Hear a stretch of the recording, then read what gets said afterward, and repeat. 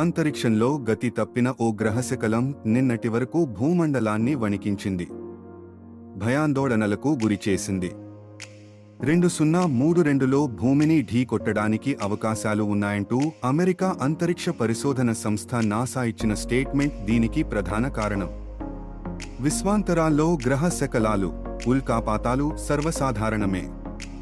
అవి దారి తప్పి దిశ తెన్ను లేకుండా తిరుగాడుతుంటాయి. గతంలో అనేక అస్టరాయిడ్స్ భూమికి అత్యంత సమీపంలో దూసుకెళ్లిన సందర్భాలు ఎన్నో ఉన్నాయి.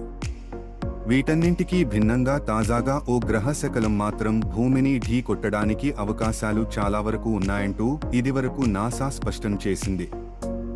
దీని పేరు అస్టరాయిడ్ 2024 YR4, ఆస్టరాయిడ్ 2024 YR4.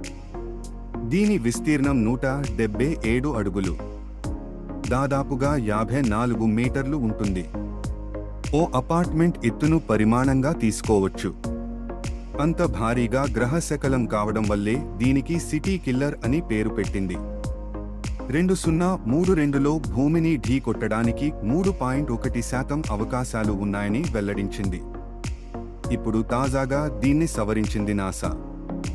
ఈ గ్రహశకలం భూమిని ఢీకొట్టడానికి గల అంచనాల శాతాన్ని గణనీయంగా తగ్గించింది. 0.004% కుదించింది. అంటే దాదాపుగా ఇది భూమిని ఢీకొట్టబోదనే నిర్ణయానికి వచ్చినట్టే.